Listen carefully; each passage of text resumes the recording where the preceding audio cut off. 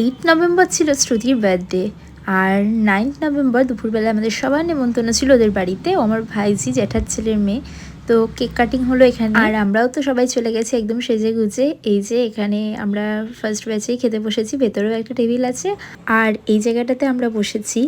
তো চলো তোমাদের সঙ্গে দুপুরবেলা মেনুগুলো সব এক এক করে শেয়ার করব। প্রথমেই এখানে পাতা দেওয়ার পর কিন্তু চলে এসেছে গরম গরম সাদা ভাত আর লেবু, আর এক সাইডে সব কিছু তখন খুলছে, যেহেতু বললাম আমরাই ফার্স্ট ব্যাচ। আর ওই যে বড় বৌদি আসছে, শ্রুতির মা।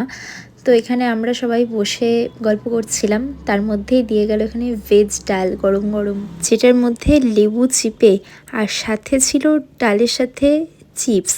তো এই ভাত ডাল আর চিপস এই কম্বিনেশনটা তো অনুষ্ঠান বাড়ি গেলে থাকে, তো বেশ ভালো লাগে। এরপর ছিল ছ্যাঁচড়া। অনুষ্ঠান বাড়িতে দুপুরবেলা এই যে ছ্যাঁচড়াটা যে কী ভালো লাগে, তোমাদের যাদের ভালো লাগে আমার মতো তারা কিন্তু অবশ্যই একটা কমেন্ট করে জানিও। আর দেখে বুঝতেই পারছো এই ডাল আর ছ্যাঁচড়াটা আমি আরেকবার নিয়েছি। এরপরে ছিল ফ্রাইড রাইস আর চিকেন, যেটাও কিন্তু খুব ভালো হয়েছিল, সবই খুব ভালো হয়েছিল।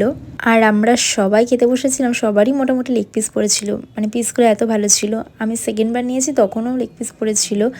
তো তারপর পড়লো আমের চাটনি, যেটা কিন্তু আগে আমি খাচ্ছি মাংস দিয়ে, মাছ বা মাংস দিয়ে চাটনি খেতে ভালো লাগে। তারপর তো চাটনির সাথে পাঁপড় ভাজা আসবেই, ওটা তো মাস্ট। আর মিষ্টির মধ্যে ছিল আজকে কেশরী ভোগ, যেটা তো সবার খুব ফেভারিট। তারপরে কিন্তু কোল্ড ড্রিঙ্কসও দিয়েছিল, সেটা ছিল ক্যাম্পা।